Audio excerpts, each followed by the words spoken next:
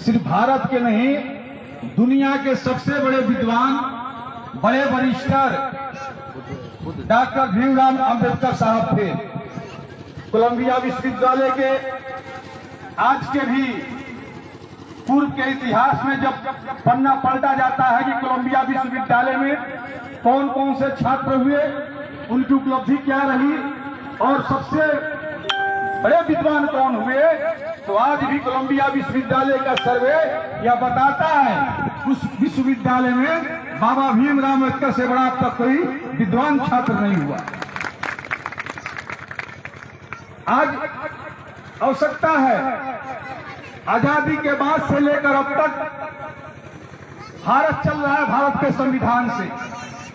भारत के संविधान में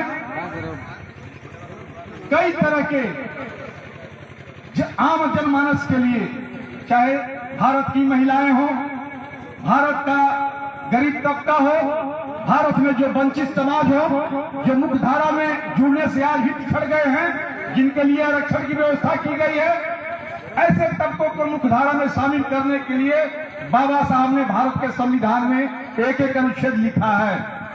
उसी का प्रतिफल है कि आज भी SC/ST को भारत में आरक्षण का लाभ मिलता है। उसी का देन है कि आज भी भारत में OBC और EBC को, पिछड़ा वर्ग जाति पिछड़ा वर्ग को आरक्षण का लाभ मिलता है। और यह लाभ अनुसूचित जनजाति, अनुसूचित जाति, पिछड़ा वर्ग अति पिछड़ा वर्ग को तब तक मिलता रहेगा जब तक यह समाज पूर्ण रूप से शिक्षा के क्षेत्र में, सामाजिक क्षेत्र में, आर्थिक क्षेत्र में आम लोग की बराबरी में यह समाज खड़ा न हो जाए। लेकिन आज कुछ लोग चाहते हैं बाबा साहब के संविधान के बदले इस देश को मनुस्मृति से चलाना।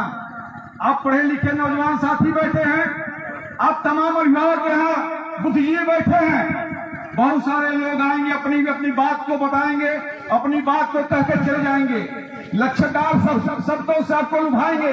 तय आपको करना है, सोचना आपको है कि आपका यह देश भारत के संविधान से चलेगा कि मनुस्मृति से चलेगा।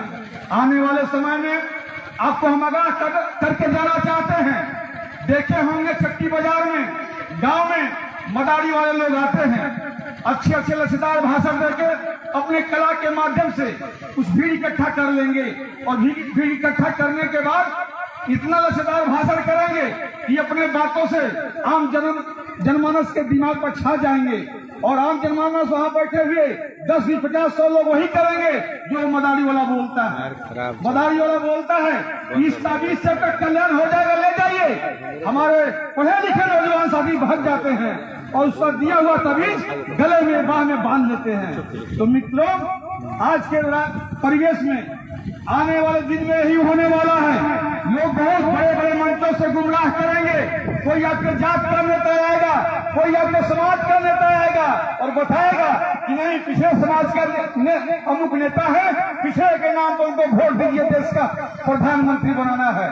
लेकिन तय आपको करना है कि आपकी विचारधारा किससे मिलती है। जब उस मुकाम पर जो व्यक्ति बैठेगा, किस समाज के लिए वह काम करेगा, इन तमाम बातों को ध्यान में रखते हुए फैसला आपको लेना है। हमको जब आप बुलाएंगे आपके बीच आएंगे, क्योंकि हमारा रिश्ता आपसे कोई राजनीतिक रिश्ता नहीं है। इसके पहले भी हम यहाँ इस मंदिर पर आए हुए थे, उस समय हमने देखा और यहाँ के स्थानीय साथियों से बात किया, हमें लगा कि नहीं बहुत ही बेहतरीन यहाँ के लोगों ने काम किया है। आपके अंदर जागरूकता है सामाजिक स्तर पर, क्योंकि जब तक कोई ऐसा जगह न हो जहां गांव समाज के लोग इकट्ठा एक जगह बैठे, तब तक हम लोग अपनी बेहतरी के लिए, समाज की बेहतरी के लिए, बच्चियों के शिक्षा के क्षेत्र में हम चर्चा नहीं कर सकते हैं। इसलिए ये जगह देखकर उस समय भी हमको अच्छा लगा था और उसी समय हमने कह गया था कि आप जब बुलाएंगे हम आएंगे। हमारे मित्र साथियों ने 2-4 दिन पहले दूरभाष पर हमको बताया कि 5 तारीख को आपको आ जाना है अकोली गांव में। हमने कहा निश्चित आ जाएंगे, लेकिन एक आग्रह के साथ आप तमाम साथियों से क्षमा चाहते हुए, क्योंकि आज का ऐसा दिन है कि बुद्ध पूर्णिमा के अवसर पर कई कार्यक्रम आयोजित रूप से निर्धारित किए गए हैं। सारे कार्यक्रमों में संभव नहीं है कि हम शिरकत कर सके, लेकिन अकोली की तरह है सासाराम कुशवाहा सभा भवन में प्रत्येक वर्ष, सिर्फ इस वर्ष नहीं, प्रत्येक वर्ष वहाँ सामूहिक विवाह का आयोजन होता है। वैसे बच्चियों की शादी वहाँ होती है, जो निश्चित रूप से असहाय अपने को महसूस करते हैं परिवार के लोग, वैसे लोग रजिस्ट्रेशन करवाते हैं कुशवाहा सभा भवन में 1 वर्ष तक। और जिनका रजिस्ट्रेशन हो जाता है उनकी संख्या 50, 100, 150 जितने भी रहे, पूरा खर्चा कुशवाहा सभा भवन की ओर से होता है।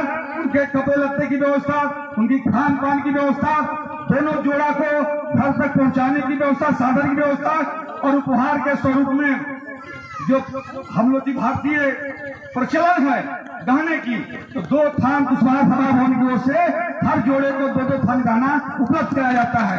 उस कार्यक्रम में हमको 3 बजे शिरकत करना है। आए हुए तमाम माताएं एवं बहनों से इस आग्रह के साथ अपनी बात समाप्त करते हैं कि आप लोग पढ़े लिखे, अपने बच्चों को भी पढ़ाएं, और निश्चित रूप से जब हम पढ़ते हैं, लिखते हैं, हमारी बौद्धिक क्षमता जब बढ़ती है, तो जो वीरेंद्र कुशवाहा बोल रहा है ठीक बोल रहा है कि नहीं बोल रहा है, इसका आकलन भी आप लोग करना है, और आकलन करके ही आगे का निर्णय आपको लेना है। बुद्ध ने भी कहा कि आप, मैं जो बोल रहा हूँ निश्चित से उसी को मत मानो, आप जानो किसी को, जब जानो किसी को तब मानो। तो पहले आप जानिए, समझिए, अगर आपको लगे कि आपका मुखी नेतृत्व करता, आपका मुखी मार्गदर्शक आपको सही रास्ता बता रहा है, तब उस रास्ते पर चलने का प्रयास करें। इस कार्यक्रम में बहुत समय से आप लोग बैठे हैं, आप सबों का एक बार पुनः आभार व्यक्त करते हुए, जितने हमारे मित्र साथी यहाँ बैठे हैं, तमाम साथियों के तरफ से आपका अभिनंदन स्वागत करते हुए अपनी बात शांत करते हैं। जय भीम, जय